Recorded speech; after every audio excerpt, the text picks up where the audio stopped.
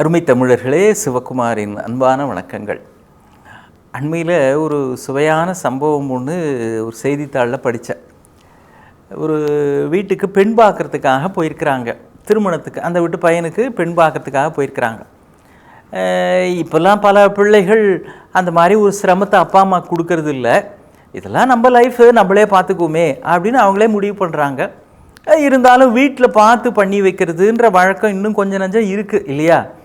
அது மாதிரி தான் பையனுக்கு ஒரு பெண்ணாக பார்த்து பண்ணி வைக்கணும்னு எல்லாம் போயிருக்கிறாங்க. பார்த்து முடிச்சுட்டு அப்புறம் அந்த பெண் வந்திருக்கிறாங்க. இவங்களுக்கு எல்லாம் ஒருத்தருக்கு ரொம்ப பிடிச்சி போச்சு. சரி, நாங்கள் வீட்டுக்கு போயிட்டு தகவல் சொல்கிறோம் அப்படின்னு பிள்ளை வீட்டுக்காரங்க வந்துட்டாங்க. வந்த பிறகு ஒரு 2 நாளில் இந்த பெண் வீட்டை சேர்ந்தவர் போய் அந்த மாப்பிள்ளை வீட்டுக்காரங்கள்கிட்ட இது மாதிரி செய்தியை சொல்லிவிட்டு அடுத்தது என்னெல்லாம் ஏற்பாடுகள் செய்யலாம் அப்படின்னு பேசுறதுக்காக போயிருக்கிறாங்க.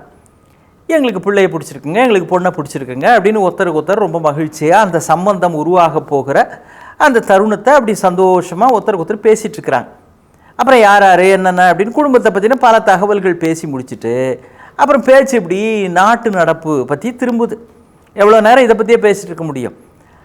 அப்போது அந்த பிள்ளை வீட்டுக்காரர் என்ன பண்ணுறாரு, அவர் ஒரு குறிப்பிட்ட ஒரு தலைவரை சொல்லி இவருக்கு அவர் பேரில் ரொம்ப அபிமானம், அவர் மாதிரி உண்டுங்களா, அவர் வந்த பிறகு தான் நிறைய விஷயங்கள் மாறி இருக்கு அப்படின்லாம் வளர்ச்சி அடைஞ்சிருக்கு, இப்படிலாம் அவர் ஏதோ பேசுகிறார். இந்த பெண் வீட்டுக்காரருக்கு அந்த தலைவரை பிடிக்கவே பிடிக்காது. இவர் ஒரு குறிப்பிட்ட கட்சியை சார்ந்தவர், இவருக்கு அவரை பிடிக்கவே இல்லை. பிடிச்சா என்ன, பிடிக்கலன்னா என்ன? இவர் உடனே அவர்கிட்ட இல்லைங்க, அவர் என்னங்க, அவர் வந்த பிறகு தாங்க இந்த விஷயங்கள்லாம் நடந்தது அப்படின்னு அவரை பற்றி கொஞ்சம் குறை சொல்லியிருக்கார். யார்? அந்த பிடிச்ச தலைவரை பற்றி. அந்த பிள்ளை வீட்டுக்காரர் உடனே உணர்ச்சி வசப்பட்டார். என்னங்க நீங்கள், எங்கள் வீட்டில் பரம்பரையாக நாங்கள் அந்த அவங்கள சேர்ந்தவங்க, அவங்க கட்சிக்காரங்க, என்னங்க இது மாதிரிலாம் பேசுகிறீங்க, சரியில்லைங்க அப்படின்னு இவர் எது ஒன்று சொல்ல, அவர் ஒன்று சொல்ல, அப்படியே கடைசியில் அந்த சம்பந்தமே முறிஞ்சு போச்சு. அவங்க வீட்டில் போய் பொண்ணு எடுக்கிறதா என்ன, கொஞ்சம் கூட மரியாதை இல்லாமல் அவரை பற்றி இப்படிலாம் பேசுகிறாங்கன்னு இவர் கோச்சிக்க அந்த சம்பந்தமே முறிஞ்சு போச்சு. இதில் கிளைமேக்ஸில் தான் ஒரு ட்விஸ்ட்டு என்ன தெரியுங்களா? சரியாக ஒரு 2 மாதம் கழித்து இந்த பெண் வீட்டுக்காரர் எந்த தலைவருக்கு ஆதரவாக பேசினாரோ அந்த தலைவர் குடும்பத்தில் இருந்த ஒரு பையன் இந்த மாப்பிள்ளை வீட்டுக்காரர் எந்த தலைவருக்கு ஆதரவாக பேசினாரோ அந்த வீட்டு ஒரு பெண்ணை காதலித்து திருமணம் நடந்தது அப்படின்னு பத்திரிகைகள்லாம் செய்தி வருது. திருமணமே நடக்குது.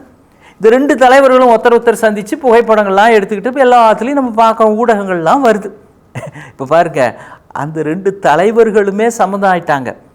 ஆனால் அவங்க பேரில் வச்சிருக்கிற பிரியம் இருக்கிற அபிமானம் இருக்கிற 2 பேரும் அடிச்சுக்கிட்டு இவங்க வீட்டில் ஒரு வாழ்வு புதுசாக உருவாக போகிற நேரத்தில் சண்டை போட்டு கத்தாமூச்சான்னு கண்ட்ரோல் இல்லாமல், அந்த இமோஷ்னல் கண்ட்ரோல் அப்படின்றது ஒன்று இல்லாமல் அந்த சம்மந்தமே முடிஞ்சு போச்சு.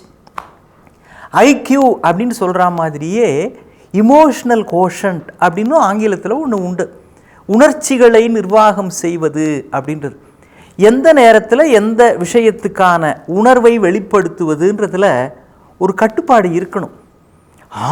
என் தலைவனை பற்றி சொன்னியா, என் நடிகனை பற்றி சொன்னியா, எனக்கு பிடிச்சவரை பற்றி சொன்னியான்னு எல்லா சமயத்துலேயும் பொங்கி எழு அப்படின்லாம் பண்ணிட்டு கூடாது. சில சமயங்களில் யாரிடத்தில் எதை வெளிப்படுத்த வேண்டும் அல்லது எந்த இடத்துல எந்த விஷயத்தை பேசணும் அப்படின்ற தெளிவு இருக்க வேண்டும்.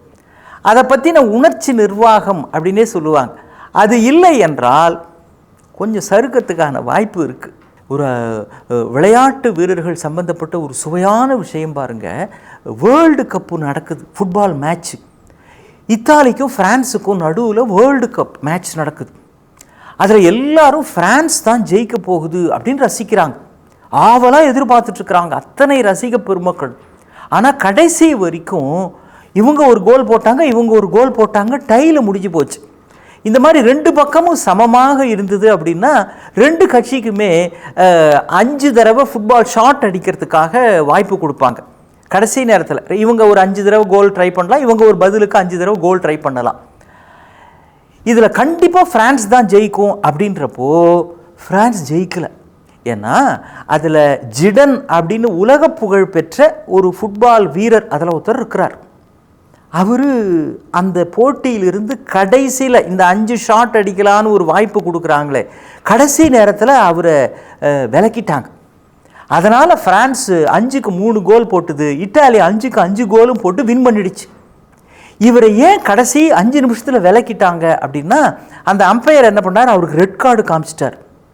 எதனால் ரெட் கார்டு காமிச்சிட்டாரு அப்படின்னா, இந்த ஜிடன் அப்படின்றவர் இத்தாலி நாட்டு கால்பந்தாட்ட வீரரோடு அப்படி பண்ணுறப்போ அப்படி அவரை முட்டிட்டார், அப்படி கோபமாக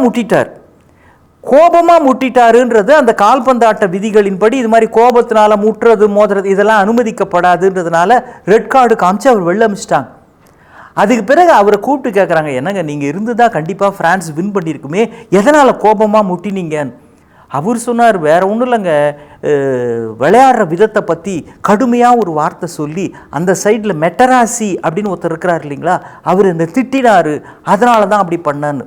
அதாவது அவர் திட்டினார், கோபத்தில் இவர் முட்டினார். இப்போ பாருங்கள், இவர் கோபத்தில் முட்டினதுனால அந்த நாடே வெற்றி பெறுகிற ஒரு மகத்தான வாய்ப்பை கால்பந்தாட்டத்தில் இழந்து விட்டது. கடைசி 5 நிமிஷம் நீ என்னை திட்டிட்டல, இரு இந்த மேட்ச் முடியட்டும், நான் என்ன பண்ணுறேன் பாருன்னு அவர் அந்த நேரத்தில் கொஞ்சம் உணர்ச்சியை கட்டுப்படுத்தியிருக்கலாம், கோபத்தை கட்டுப்படுத்தியிருக்கலாம். ஆனால் கட்டுப்பாடு இல்லாமல், உணர்ச்சி நிர்வாகம் இல்லாமல் போன காரணத்தினால் ஒரு மிகப்பெரிய வாய்ப்பை இழந்து விட்டது அந்த நாடுன்னு பின்னால் ரசிகர்களுக்கெல்லாம் அவர் மன்னிப்பு கேட்டார். இது எல்லாத்தையும் தவிர்த்திருக்கலாம், மிகப்பெரிய வெற்றியை அடைந்திருக்கலாம், வாழ்நாளின் ஒரு மகத்தான சாதனையை செய்திருக்கலாம். இவ்வளவும் ஒரு வினாடி நேரத்தில் இழந்து விட்டார் அப்படின்னா, உணர்ச்சி நிர்வாகம்ன்றது எல்லோருக்குமே தேவைப்படுகிறது இல்லையா?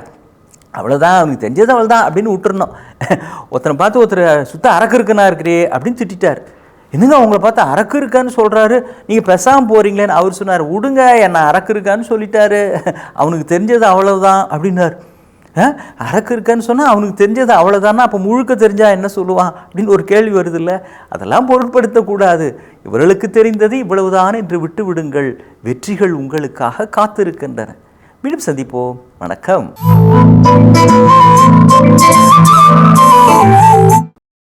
இன்னும் பல வீடியோக்களை காண சன் லைஃப் சேனலை சப்ஸ்கிரைப் பண்ணுங்க.